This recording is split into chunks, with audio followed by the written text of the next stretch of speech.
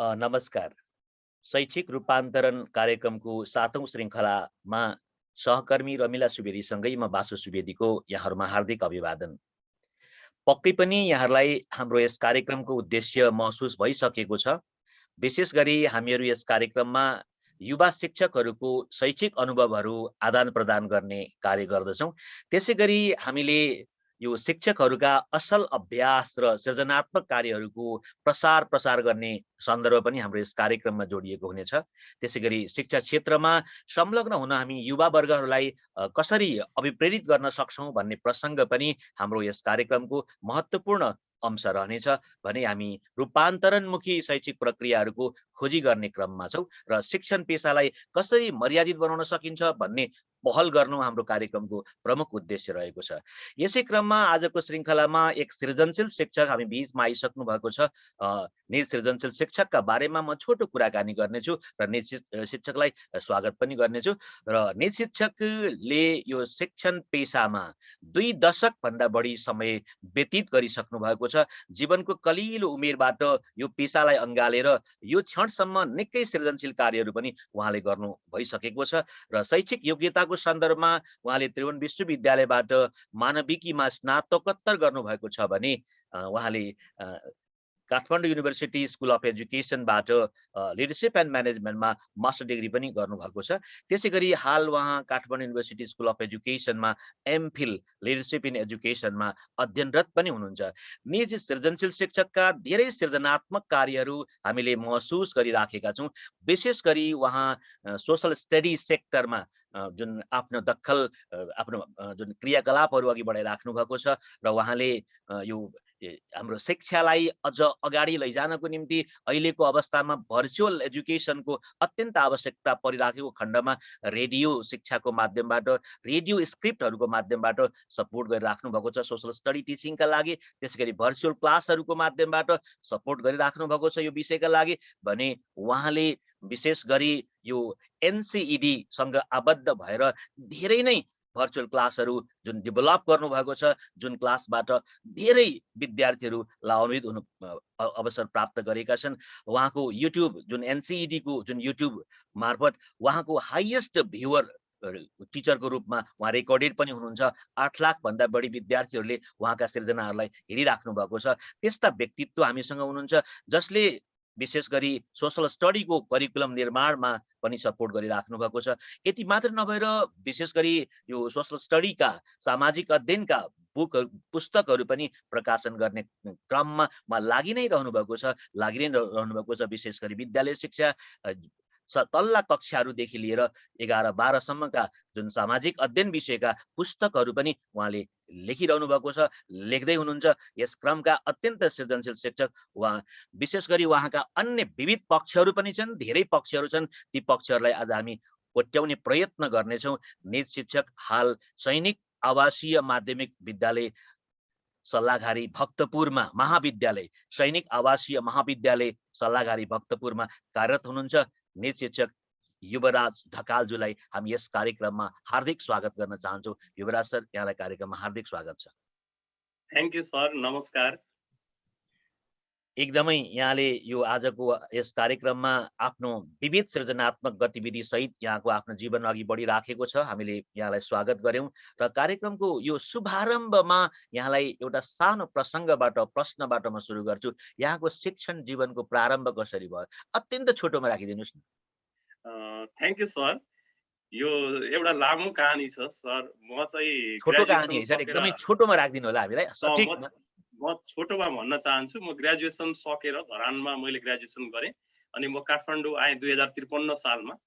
अनि त्यसपछि म नुवाकोटमा एकजना साथी हुनुहुन्थ्यो, उहाँले चाहिँ उहाँ पढाउन बोलाउनु भयो। अनि त्यो त्यहाँ चाहिँ एकदमै अङ्ग्रेजी माध्यमबाट चाहिँ पढाउने भनेर सानो स्कुल 1-2 सम्म मात्रै, नर्सरी केजी 1-2 चारवटा क्लास। कति सालतिरको कुरो हो सर युवराज सर? यो कति सालतिरको यहाँले प्रसङ्ग उठाउँदै हुनुहुन्छ? 2054 सालको कुरा सर। 2054 सालमा हजुर। म त्यहाँ गए पछाडि चाहिँ कस्तो थियो भने छ्वालीले बारेको, माथि पनि छ्वालीले बारेको अनि 4वटा पार्टिसन गरेर एउटा सानो टरो स्कुल रहेछ।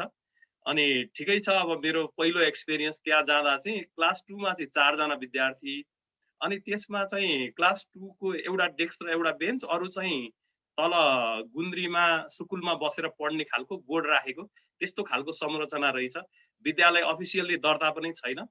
अनि त्यहाँबाट चाहिँ नाम चाहिँ भनेपछि विद्यालयको त्यो न्यू त्यो हराइजन एकदमै भनेर विषम नाम राखेको थियो। परिवेशबाट यहाँले आफ्नो शिक्षण जीवन सुरु गर्नुभयो। अनि यो शिक्षण जीवनको सुरुवात चाहिँ यहाँको रहरको पेसा हो वा अन्य पेसा खोज्ने क्रममा यो अकस्मात यहाँले यो पेसामा आउनु भएको हो? त्यस पक्षमा यहाँले छोटो जानकारी गराइदिनुहोस् न। Thank you sir. अब म चाहिँ काठमाडौँमा त्यतिखेर म प्राय जसो मेरो परिवारमा दाइहरू अरू परिवारको सदस्यहरू काठमाडौँ पहिल्यै आइसक्नु भएको थियो। अङ्कल त 2040-42 सालतिरै काठमाडौँ आएर अङ्कल त सर्भिसमा चाहिँ हुनुहुन्थ्यो। अनि म चाहिँ मेरो खास मैले पढाउने नि भनेर फर्मल्ली पढाउने भनेर काठमाडौँ आएको त थिइनँ। मेरो चाहिँ अङ्कल पुलिसमा होइसिन्थ्यो, पुलिस अफिसर अहिले रिटायर भइसक्नु भयो।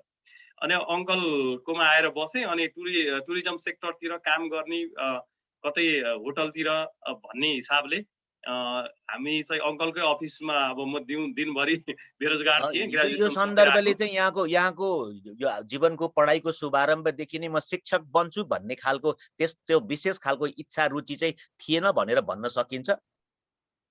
सुरुमा थिएन सर। जब यसतिर भिज्दै गयो अनि यो नै आफ्नो जीवनको एउटा अभिन्न अङ्ग बन्न गयो र एकदमै सुरुमा एकदमै चाहिँ म युवराज सर, शिक्षकै बन्छु एकदमै भन्ने राम्रो थिएन। प्रसङ्ग। अहिले यहाँले अहिले यतिखेर आएर महसुस गरिराख्नु भएको छ, यो शिक्षण पेसा अत्यन्त आनन्दित पेसा, यसमा धेरै सृजनशील काम गर्न सकिन्छ भनेर महसुस गर्दै काम पनि गरिराख्नु भएको छ। म त्यो प्रसङ्गमा छोटो यहाँलाई अगाडि लान चाहन्छु। यहाँले निकै नै काम गरिराख्नु भएको छ, विशेष गरी आफ्नो अध्ययन अध्यापनका प्रसङ्ग त छँदैछ। यहाँले रेडियो कार्यक्रमहरू जुन यो सामाजिक अध्ययन विषयसँग सम्बन्धित यो रेडियो कार्यक्रमका स्क्रिप्टहरू लेख्नुहुन्छ, रेडियो कार्यक्रमहरू बनाउनुहुन्छ, त्यस्तै यो भर्चुअल क्लासहरू यहाँले तयार गर्नुहुन्छ। यसमा कतिको सृजनशीलताको खाँचो महसुस गर्नुहुन्छ Yuvraj sir? Thank you sir, हजुरको प्रश्नको लागि चाहिँ। एकदमै यो रेडियो स्क्रिप्ट अनि त्यसै गरेर अडियो भिजुअल कार्यक्रम सञ्चालन गर्दाखेरि चाहिँ धेरै हामी चाहिँ कस्तो रहेछ भने, मेरो चाहिँ 2072 साल भूकम्प पछाडि चाहिँ यो एमसिइडीले 165वटा विद्यालयलाई डाइरेक्टली यहाँबाट लाइभ कक्षा चाहिँ सञ्चालन गर्ने एउटा कार्यक्रम थियो। अनि त्यहाँ चाहिँ स्टुडियोमा गएर पढाउने भन्दा पनि पढाएको अभिनय गर्ने कुरा रहेछ। एकदम बडो जटिल। अनि त्यतिखेर लाइभ क्लासहरू थियो हाम्रो चाहिँ। लाइभ पछि अहिले जुन युट्युबमा छ त्यो सबै लाइभ पढाएको क्लास हो, त्यसलाई कुनै एडिट गरिएको छैन। अनि लाग्नु पर्ने भरसक कुनै पनि गल्तीहरू नजाओस् भन्ने कुरामा सजगता त छँदैछ। त्यसको साथसाथै अब पढाउने मात्रै नभएर पढाएको अभिनय गर्नुपर्ने, क्यामेरा अगाडि पढाउनु पर्ने 3 जना। तर मलाई एकदमै सुरुको क्लासमै मेरो चाहिँ एकदमै राम्रो प्रशंसा पाएँ मैले। क्यामेरामा जुन जिना म्याम अनि लगायत 3-4 जना हुनुहुन्थ्यो। अनि क्यामेराम्यानले चाहिँ एकदमै सपोर्ट गर्नुभयो। उहाँहरूको अगाडि पढाउनु पर्ने, उहाँहरूले विद्यार्थीको भूमिका निर्वाह गरिदिनु भयो। यहाँ क्लास प्रसङ्ग सक्ने मैले बित्तिकै जोड्न एकदम खोजेँ, आनन्द यहाँ आयो भन्नुभयो। पहिलो क्यामेरा फेस चाहिँ कति वर्ष अगाडि भएको थियो यो रेकर्डेड प्रोग्रामहरूको लागि, लाइभ प्रोग्रामको लागि? 4 वर्ष अगाडिको कुरा सर। आज 4 भन्दा वर्ष 4 वर्ष अगाडिको अगाडि। कुरा हो। त्यो पहिलो दिनको हजुर। अनुभव यहाँले सेयर गरिराख्नु भएको छ। कतिको क्यामेराको अगाडि डर लाग्छ होला भनेर त्यो प्रसङ्ग जोड्दै हुनुहुन्छ होइन त? हजुर सर, एकदमै क्यामेरामा। तर मैले चाहिँ डर नलाग्ने भित्रबाट चाहिँ त्यो प्रयास धेरै नै गरेँ, नडराउने भरसक चाहिँ। अनि त्यहाँबाट विद्यार्थीको अनुहारमा हेरेर फेस टु फेस उनीहरूको रियाक्सनको आधार गइरहेको अनुभव। तर त्यहाँ चाहिँ के भयो भने, अब क्यामेराम्यानले पनि एकदमै हामीले पहिला सोसल स्टडिज पढे जस्तै अनुभूति भयो सर, एकदम रमाइलो भयो भन्नुभयो। अनि उहाँहरूको मोटिभेसन त्यसपछि गएर त्यहाँ कस्तो सिस्टम हुन्छ भने, अनि अर्को रूपबाट चाहिँ एकजनाले चाहिँ 2-3 जना विज्ञ, एकजना त्यहीँको एमसिडीको सरहरू हुनुहुन्छ, धेरै वर्ष शिक्षक काम गर्नुभएको। अनि हाम्रै विषयको पनि विज्ञ एकजनाले चाहिँ त्यहाँ इभ्यालुएसन गर्ने, सजेस्ट गर्ने, राम्रो कसरी गर्न सकिन्छ भन्ने प्रोभिजन पनि छ। त्यसले गर्दा उहाँहरूले पनि हेरिराख्नु भएको हुन्छ। अनि त्यस पछाडि जब म अर्को कोठामा क्लास सकेर गएँ, अनि त्यहाँ चाहिँ वास्तवमा त्यहाँ हाम्रो माधव सर हुनुहुन्थ्यो, माधव दाहाल सर हाम्रो अहिले त्यहाँको निर्देशक हुनुहुन्छ। अनि त्यसै गरी शङ्कर अधिकारी सर हुनुहुन्थ्यो उहाँहरू। अनि त्यसै गरी विज्ञ सर पनि हुनुहुन्थ्यो। अनि उहाँहरूले चाहिँ एकदमै मोटिभेट गर्नुभयो, एकदमै राम्रो भयो भन्नुभयो, राम्रो फिडब्याक दिनुभयो। यसको अर्थ जसले गर्दा हामीले मलाई चाहिँ त्यहाँ प्रेजेन्ट हुनलाई प्रारम्भमा अर्को गरेका क्रियाकलापहरूमा मोटिभेट गर्न सकियो भने ऊर्जा थपिदो रहेछ भन्ने सन्देश पनि यहाँको हो। अभियसली सर, एकदमै त्यो हाम्रो शिक्षण सिकाइमा चाहिँ भर्खर हामी ओके, रमिला म्याम नयाँमा हुन त शिक्षण पक्कै पनि सिकाइ प्रशस्तै बदल्नुपर्ने प्रसङ्गहरू छ, यहाँ जोड्नु हुनको लागि म आग्रह गर्न चाहन्छु युवराज सरसँगको। सरले हजुर थ्याङ्क यू सर, टिचर मोटिभेसनको कुरा गर्नुभयो र अर्को एकदमै सान्दर्भिक लागेको कुरा भनेको चाहिँ कक्षा कोठामा जाँदाखेरि कन्फिडेन्स भनेको चाहिँ आफूले डेभलप गरेर जानुभयो भने जस्तो सुकै परिवेशमा पनि शिक्षण सिकाइ सहज तरिकाले हुँदो रहेछ भन्ने कुरा गर्नुभयो। सरले चाहिँ हाम्रो यो पाठ्यक्रम विकासमा पनि र सँगसँगै पाठ्य पुस्तकहरू लेख्ने काममा पनि र त्यसको विकास गर्ने काममा पनि योगदान पुर्याउँदै आइरहनु भएको छ र सँगसँगै हाम्रो सामाजिक अध्ययन विषयको सामाजिक शिक्षा विषयको हजुर शिक्षक पनि हुनुहुन्छ। यो दुईवटा फरक अनुभवलाई चाहिँ एकअर्कासँग कतिको जोडिएको पाउनु भएको छ सर? एउटा शिक्षक प्लस हजुरको एउटा करिकुलम डेभलपरको लागि कन्ट्रिब्युटर प्लस बुक अथरको लागि अथवा त्यो टेक्स्ट बुक डेभलपमेन्टको लागि एउटा अथरको रूपमा काम गरिरहनु हुँदाखेरि हजुरलाई कतिको सहज भएको छ, त्यसले हजुरको हुन्छ नि शिक्षण सिकाइमा चाहिँ कसरी मद्दत गरिरहेको छ सर? थ्याङ्क यू म्याम हजुरको प्रश्नको लागि। मलाई यो शिक्षण सिकाइ क्रियाकलापमा एकदमै सपोर्ट भएको छ यो पाठ्य पुस्तक लेखनदेखि लिएर यसले। तर हाम्रो यथार्थता हाम्रो देशको यथार्थता के छ भने हाम्रो देशमा पाठ्यक्रम पढाउने पाठ्यक्रममा आधारित भएर पठन पाठन सञ्चालन गर्ने संस्कृति छैन ट्रुली भन्नुपर्दाखेरि। र हामी चाहिँ वास्तवमा पाठ्य पुस्तकमा आधारित छौँ। अब त्यसका पछाडि प्रोज एन्ड कन्सहरू धेरै छन्। अब वास्तवमा के अरे हामीले यो शिक्षण सिकाइ क्रियाकलापमा संलग्न हुँदाखेरि चाहिँ धेरै जसो हाम्रो अब अहिलेको जुन मौजुदा प्रणाली छ, मौजुदा प्रणालीले पनि परीक्षा ओरिएन्टेड खालको चाहिँ शिक्षण सिकाइमा चाहिँ अभ्यस्त भयो। मेरै पनि सुरुको अनुभव त्यही छ। अहिले म खड्किन्छ मलाई चाहिँ के अरे विद्यार्थीहरूलाई मैले अर्कै तरिकाले प्रेजेन्टेसन गर्न सकेको भए त्यो सुरुवाती दिनमा भन्ने कुरा अहिले मलाई धेरै कुरा सिक्दै जाँदाखेरि वास्तवमा जीवन भनेकै सिकाइरहेछ। हजुर हजुर युवराज सर, सामाजिक शिक्षा विषय आफैले नै पनि यो त हजुरको जीवन पर्यन्त सिकाइको कुराहरू समाजमा हुने गरेका विभिन्न क्षेत्रहरूको सिकाइ हुनुपर्ने कुरा गर्छ। अब मैले यो सामाजिक शिक्षासँग अलिकति सम्बन्धित भएर सरलाई प्रश्न राख्न चाहे। दुई थरीको वास्तवमा यो विषयसँग रिलेटेड ओपिनियन छ। एकपट्टि चाहिँ सामाजिक शिक्षा भनेको चाहिँ यो एउटा सामान्य विषय हो हैन, विद्यार्थीको भाषामा चाहिँ एउटा एक्जामिनेसन हलमा गएर हामीले गफ लेख्ने त हो नि, तयारी चाहिँदैन भन्ने खालको पनि छ। र सँगसँगै चाहिँ सामाजिक शिक्षा चाहिँ एकदमै कम्प्लिकेटेड खालको सब्जेक्ट हो भन्ने खालको पनि छ। यो दुई थरीको मत चाहिँ मैले आफू शिक्षक भएको हिसाबले र वरिपरिका विद्यार्थीहरूको र आफ्नै विद्यार्थी जीवनलाई पनि फेरि फर्किएर हेर्दाखेरि चाहिँ यो दुई थरीको चाहिँ मत भेटिन्छ। अब यसलाई चाहिँ सरले आफ्नो 20 वर्षको हुन्छ नि 2 दशकको अनुभवमा कसरी भेटाउनु भएको छ सर? यो दुई तरिकाको एउटा ग्याप छ के बिचमा, त्यसलाई हजुरले कसरी अनुभव गर्नुभएको छ? थ्याङ्क यू म्याम हजुरलाई प्रश्नको लागि। चाहिँ वास्तवमा यो सामाजिक अध्ययन विषय जटिल सम्झ्यो भने जटिलै छ, सरल सम्झ्यो भने सरलै छ। र सामाजिक अध्ययन वास्तवमा यसलाई हाम्रो जीवनसँग जोड्न सकिएन। सामाजिक अध्ययनमा पठन पाठनमा भएका विषयवस्तुलाई हाम्रो जीवनसँग जोड्न सकिएन भने त्यो चाहिँ सार्थक हुँदैन। र म यसमा एउटा उदाहरण दिने गर्छु, विद्यार्थीहरूसँग पनि पटक पटक म सेयर गर्छु।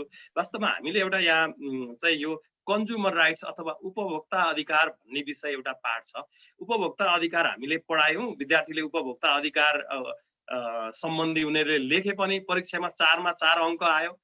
तर भोलि बजारमा जाँदाखेरि त्यो विद्यार्थी चाहिँ उपभोक्ता अधिकार पढेको विद्यार्थीले सामान किन्दाखेरि एउटा कुनै खाद्य वस्तु किन्दाखेरि त्यसको म्यानुफ्याक्चर डेट अर्थात् कहिले बनेको छ, कहिले म्याद गुज्रिन्छ र त्यो चाहिँ हामीले प्रयोग गर्न योग्य छ छैन, कुन कम्पनीबाट बनेको हो भनेर यदि डेट पनि हेर्न सक्दैनन् ती विद्यार्थीहरू र भोलि चाहिँ त्यो जुन पोइजन भएको हुन्छ खाद्य वस्तुहरू त्यो खाएर बिरामी पर्छन् भने त्यो विद्यार्थीले परीक्षामा 4 मा 4 अङ्क ल्याउनुको कुनै अर्थ रहँदैन। र वास्तवमा हामीले विद्यार्थीलाई यसरी त्यो व्यवहारिक तरिकाले चाहिँ सिकाउन सक्यो भने मात्रै उनीहरूलाई हामीले त्यो पाठ पढाइसकेपछि चाहिँ भोलि बजारमा जाँदा कम्तीमा डेट हेर्न सक्ने भए भने मात्रै हाम्रो शिक्षण सिकाइले चाहिँ सार्थकता हजुर, लिन सिकाइ सक्छ भनेको जस्तो चाहिँ लाग्छ। हजुर युवराज सर एकदमै हजुरले सही कुरा गर्नुभयो। सिकाइ भनेको हाम्रो जीवनको लागि हुनुपर्छ भन्ने कुरा गर्नुभयो। र यो हजुरको सामाजिक शिक्षा विषयसँगै सम्बन्धित एउटा शिक्षकहरूमा रहेको एक किसिमको गुनासो, पाठ्यक्रम चाहिँ एकदमै धेरै लोडेड छ होइन। पहिला नै एकदमै लोडेड पाठ्यक्रम थियो, अब त्यसमा चाहिँ अहिले हजुरको पपुलेसन स्टडिज पनि आएर अब यतापट्टि हाम्रो एकीकृत गरेर राखिसके पछाडि चाहिँ झन् यो लोडेड भएको छ। यो लोडेड पाठ्यक्रमलाई चाहिँ हाम्रो यो हुन्छ नि एउटा शैक्षिक सत्रमा हामीले कसरी सक्ने र सँगसँगै क्रियाकलाप कसरी गराउने, यति हिस्ट्री हेऱ्यो भने त्यति नै छ, जियोग्राफी हेऱ्यो भने एकदमै लोडेड छ। हामीलाई चाहिँ यो शिक्षण सिकाइ गर्न नै गाह्रो भयो भन्ने खालको गुनासो चाहिँ धेरै शिक्षक साथीहरूमा देखिन्छ यो सामाजिक शिक्षा विषयसँग।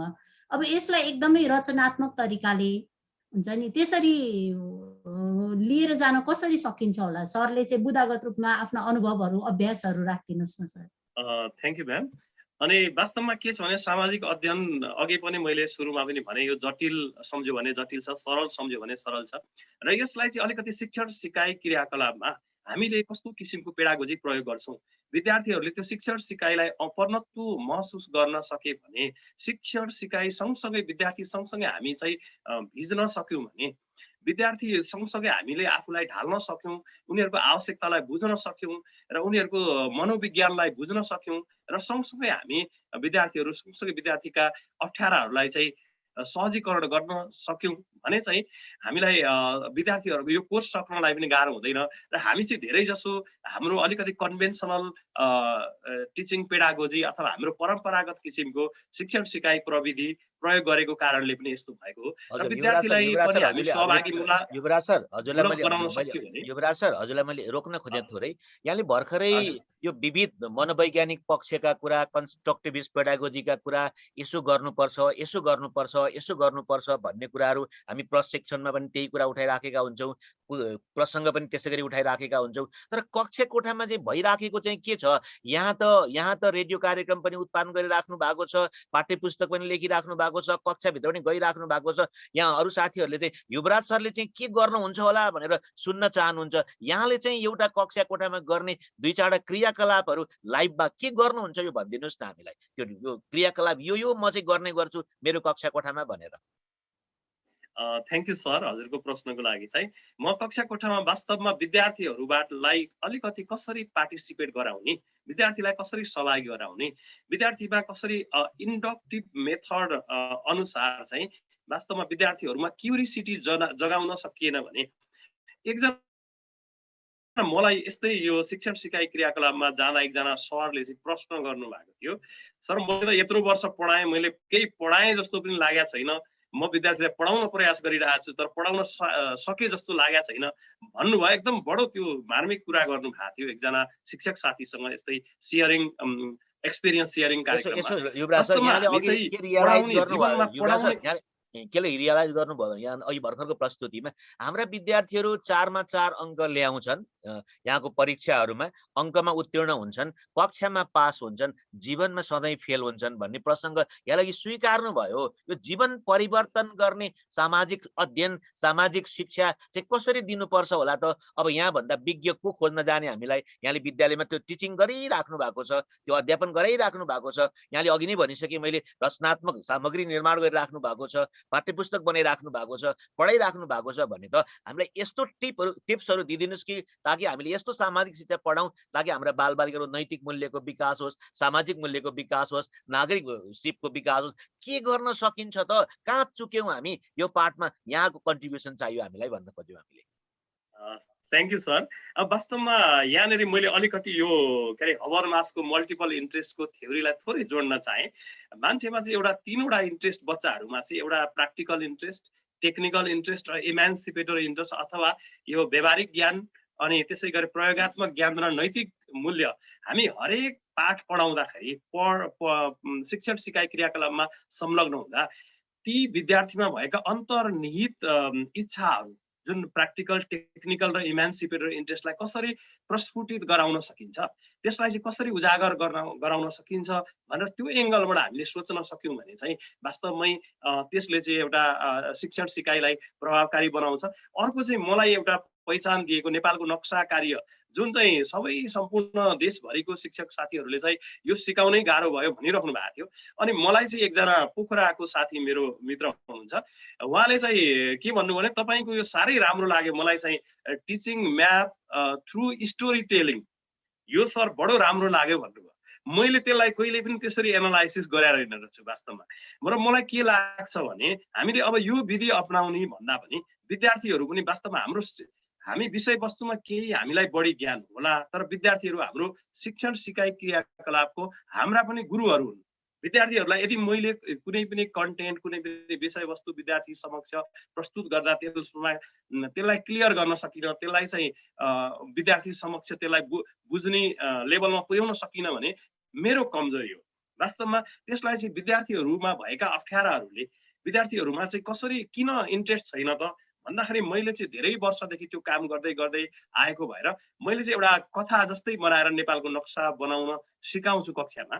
भनेको नक्सा कथाबाट भन्ने कुरा त्यो पर्सपेक्टिभबाट चाहिँ मैले कहिल्यै पनि एनालाइज गरेर रहेनछ।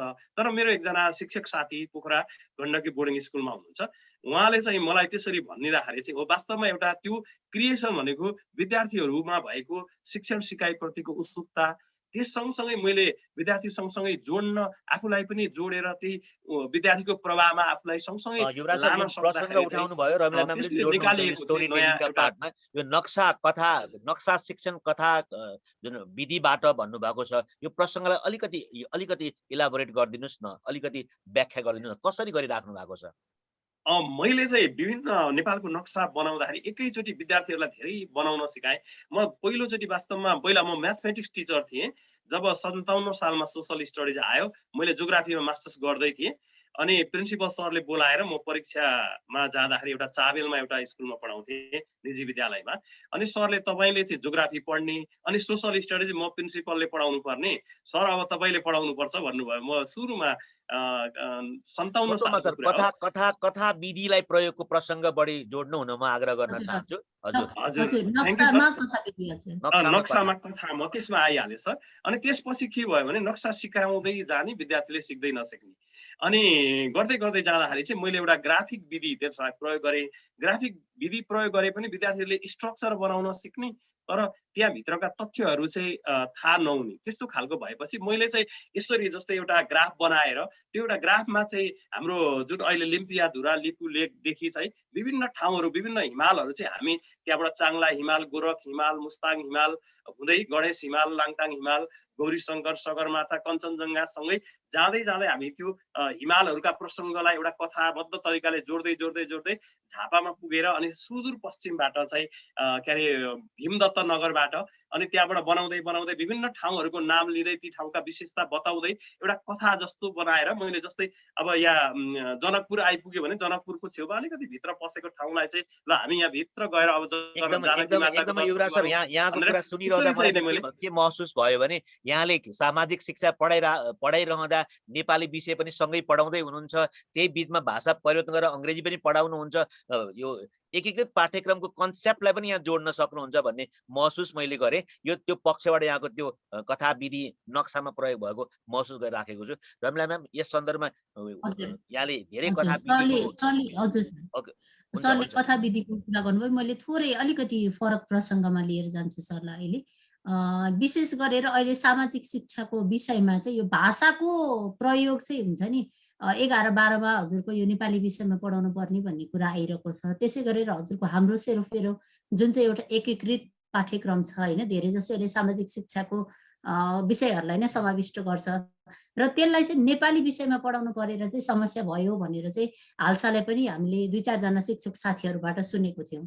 सरलाई के लाग्छ सर, यो भाषा नै समस्या होला त सामाजिक शिक्षा पढाउनको लागि अथवा त्यसमा शिक्षण गर्नको लागि? Thank you ma'am.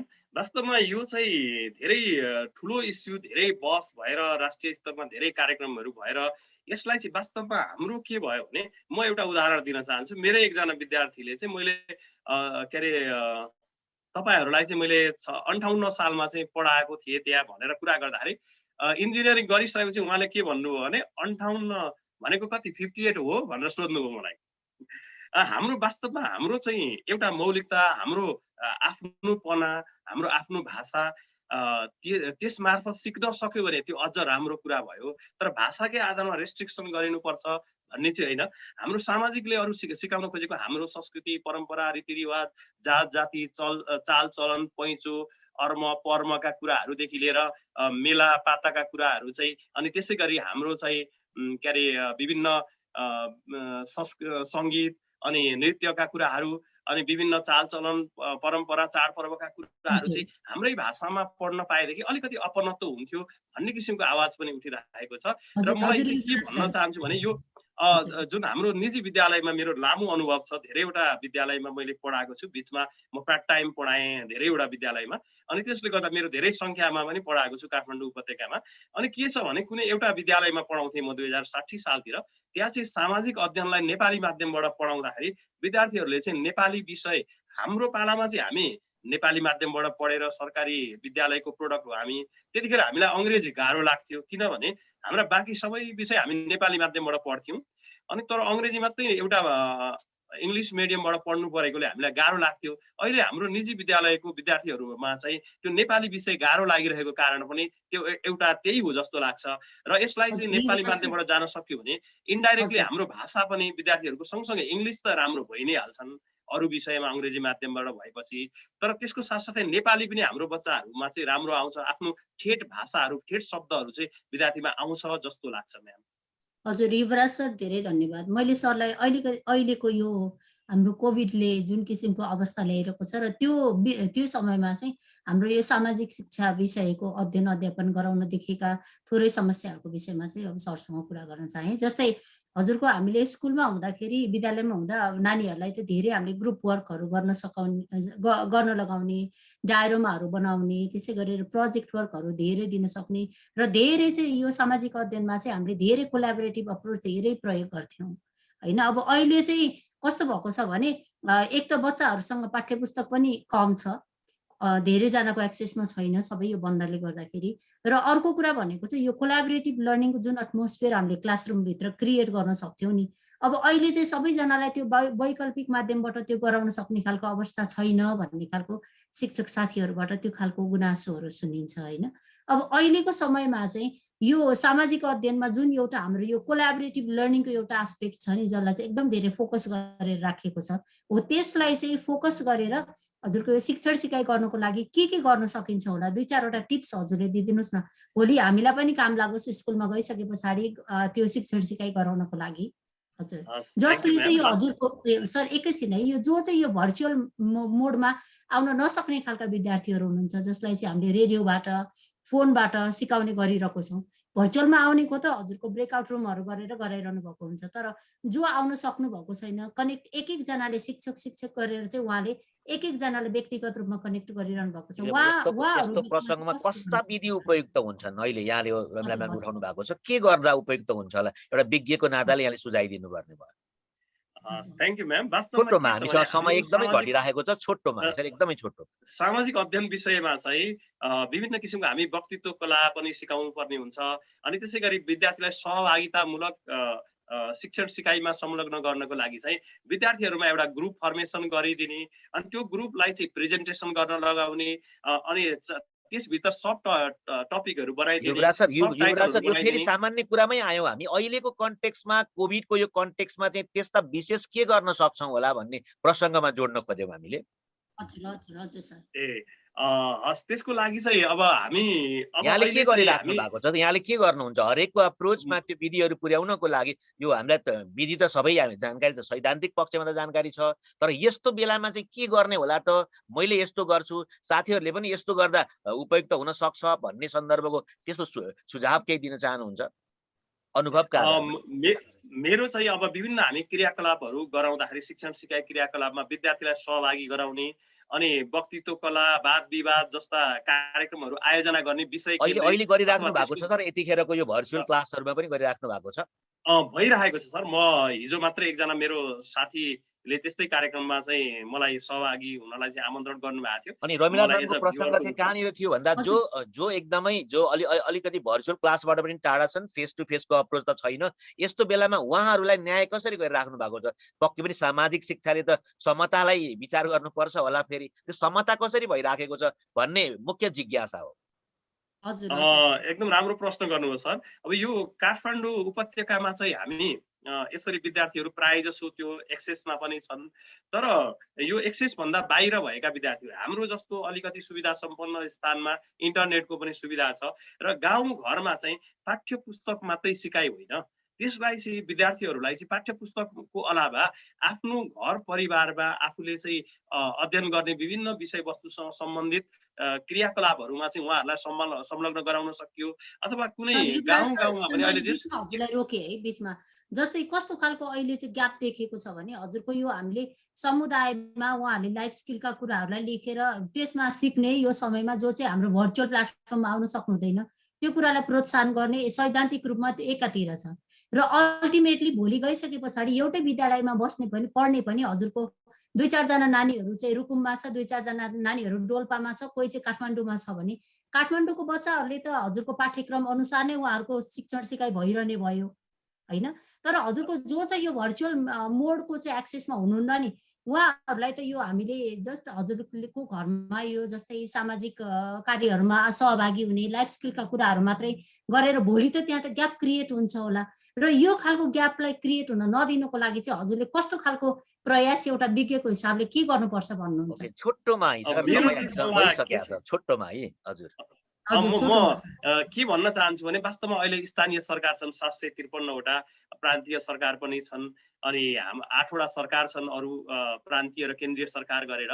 हरेक हामीले एटलिस्ट मलाई चाहिँ के लाग्छ भने समग्रमा यो शिक्षा मात्रै नभएर हामी चाहिँ हरेक वडामा हाम्रो जुन 6000 भन्दा बढी वडाहरू छन् एउटा चाहिँ सामुदायिक भवन बनाउन सक्यो भने अहिलेको जुन बाढी पहिरो जस्तो यस्ता विपदमा पनि हामी त्यहाँ एउटा सेल्टरको रूपमा बस्न सक्छौँ, त्यसलाई प्रयोग गर्न सक्छौँ।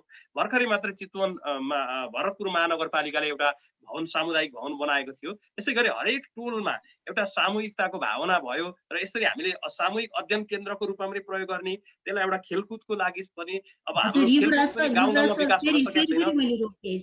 सर कस्तो भने यो सबै योजनाहरू भनेको चाहिँ अलिकति समय लागेर अनि पछि मात्र बन्ने भयो। तर अहिलेको परिस्थितिमा जो चाहिँ आदि जस्तो विद्यार्थीहरू भर्चुअल मोडमा हामीसँग छन् उनीहरू पाठ्यक्रम अनुसार अगाडि बढिरहेको छन्, आदि जस्तो विद्यार्थीहरू चाहिँ उनीहरू इभन हुन्छ नि यो इन्टरनेटको फेसिलिटी भन्दा बाहिर छन् तर पनि उनीहरूले पाठ्यक्रमसँगै अगाडि बढ्नु छ भने दुईजनाको बेसमा चाहिँ एउटा हामीले यो सिन्क्रोनाइजेसन अहिले यहाँले गर्नुभएको अभ्यासको आधारमा भन्दिदा हुन्छ। यहाँले अभ्यासको आधारमा चाहिँ यहाँले के गर्नु भएको छ त्यस्तो विद्यार्थीहरूका लागि? हजुर अहिलेको समयमा एकदम छोटोमा सर हामीसँग 3 मिनेट मात्र। अहिले हाम्रो त सम्पूर्ण विद्यार्थीहरू चाहिँ अहिले अनलाइन एक्सेसमै हुनुहुन्छ। हामी त्यसको लागि छुट्टै हामीले त्यो वैकल्पिक प्र्याक्टिस छैन। तर मलाई के लाग्छ यहाँले अब आफ्नो विद्यालयको सन्दर्भमा प्रसङ्ग उठाउनु भयो। यहाँ त देशकै मान्छे हुनुहुन्छ, फेरि देशकैलाई कुरा गर्नुपर्छ। पछिल्ला दिनमा लामो कुराकानी गर्नेछौँ। म यहाँसँग अर्को एउटा छोटो प्रसङ्ग जोड्न खोजेँ। मैले यहाँको 3 भूमिका विशेष गरी देखेँ। एउटा कक्षा कोठाको शिक्षक, अर्को एउटा भर्चुअल सामग्री उत्पादक, अर्को पाठ्यपुस्तक लेखक। कुन चाहिँमा यहाँको सबैभन्दा बढी रुचि रमाइलो कहाँ लाग्छ यहाँलाई? यो वास्तवमा एकदम बडो जटिल प्रश्न सोध्नुभयो। सबै म त यो तीनैवटा सेक्टरमा काम गरिरहेको, तर पनि मलाई चाहिँ कक्षा कोठामा आफ्नो प्रस्तुति विद्यार्थीहरूसँग जुन फेस टु फेस त्यो नै राम्रो लाग्छ। भनेपछि यहाँको आधार कक्षा कोठा हो भन्न ठान्नुहुन्छ। ओके, अर्को प्रसङ्ग चाहिँ एउटा शिक्षकले यति धेरै भूमिका खेल्न सक्ने अवस्था देखिँदो रहेछ। पक्कै पनि यो यहाँको एउटा पेसा फराकिलो बनेको छ। पेसा फराकिलो भएपछि आर्थिक सक्षमता पनि फराकिलो पक्कै पनि होला। के भन्नुहुन्छ, यो पेसामा आइसके पछाडि पनि हामीले आफ्नो आर्थिक पक्षलाई पनि बलि बनाउन सक्छौँ है साथीहरू भन्ने मेसेज दिन चाहनुहुन्छ यहाँले कि यहाँको के अनुभव छ? सही कुरा हो सर। म यो शिक्षण सिकाइ क्रियाकलापको साथसाथै अरू यस्ता क्रियाकलापमा संलग्न भयो भने हामीलाई वास्तवमै फाइनान्सियल सपोर्ट पनि हुन्छ। तर वास्तवमा शिक्षक अहिले चाहिँ शिक्षक भनेको एउटा ज्ञानको प्रवाह गर्ने, हाम्रो जुन समाजमा शिक्षक प्रतिको जुन सामाजिक मूल्य मान्यता अलिकति परिवर्तन भए जस्तो लाग्छ अहिले। त्यसमा चाहिँ हामी यदि आर्थिक अनि रूपमा यहाँ हामी यहाँ सबल यही नभएको कारणले क्रममा गर्दाखेरि यही पनि त्यो क्रममा चाहिँ भएको नयाँ हुन आउने सक्छ। शिक्षकलाई के सन्देश दिन चाहनुहुन्छ जो यो पेसामा प्रवेश गर्न खोज्दै हुनुहुन्छ युवाहरू, उहाँलाई यो पेसा कस्तो छ, साथीहरू यहाँ आउँदा हुन्छ वा म जस्तै यो एकदमै अन्यलमा पर्नुपर्ने यहाँलाई खाँचो पर्दैन, यो पेसा उर्वर छ भन्नुहुन्छ, कस्तो मेसेज दिनुहुन्छ उहाँहरूलाई? यसको लागि चाहिँ के छ भने शिक्षण पेसामा आउने जो कोहीले पनि म यहाँबाट आय आर्जन गर्छु, ठुलो पैसा कमाउँछु, ठुलो सपना बोकेर अरू रियल इस्टेट जसरी पैसा कमाउँछु भन्ने मान्यता राख्नुभयो भने नआउनुहोस् भन्न चाहन्छु। वास्तवमा म समाजलाई केही योगदान पुर्याउँछु, केही गर्न चाहन्छु, एउटा समाज सँगै परिवर्तनको लागि बाँच्छु केही पनि त काम गर्न भन्नु पर्ला नि चाहन्छु सर, सँगै परिवार र परिवार अनि पाल्छु, परिवार होइन फेरि त्यस आदर्शका र कुराले त त्यसमा बाँचिँदैन चाहिँ फेरि। हजुर हजुर हजुर त्यसमा चाहिँ डेडिकेटेड भएर लाग्नुभयो भने वास्तवमा एउटा एकदमै एकदमै जीवन युवराज सर, थ्याङ्क यू सामान्य भेरी जीवन मच, बाँच्न थ्याङ्क यू सकिन्छ युवराज सर, एकदमै शिक्षण धन्यवाद पेसाबाट यहाँलाई। भन्न चाहन्छु। पक्कै पनि यहाँले अत्यन्त महत्त्वपूर्ण विचार राख्नु भएको छ र यहाँ विचारको लागि हामी हार्दिक आभार व्यक्त गर्न चाहन्छौँ। यो क्रममा यहाँले जुन एउटा आफ्नो अमूल्य समय प्रदान गर्नुभयो, आफ्नो अनुभव राख्नुभयो, यसप्रति हामी आभार व्यक्त गर्न चाहन्छौँ र कार्यक्रमको अन्त्यमा हामी यो कार्यक्रम हेरिरहने सम्पूर्ण व्यक्तित्वहरूसँग आग्रह गर्न चाहन्छौँ यहाँले कार्यक्रम हेरिराख्नु भएको छ, प्रतिक्रिया दिइराख्नु भएको छ, अझ पनि कार्यक्रमलाई यहाँले हेरेर प्रतिक्रिया दिनुहुनेछ र हामीलाई अझ अगाडि बढ्नको लागि प्रोत्साहन गर्नुहुनेछ भन्दै सहकर्मी रमिला सुवेदीसँगै म बासु सुवेदी बिदा हुन चाहन्छौँ र युवराज सर यहाँलाई धेरै धेरै धन्यवाद यो कार्यक्रमका लागि। Thank you very much sir. यो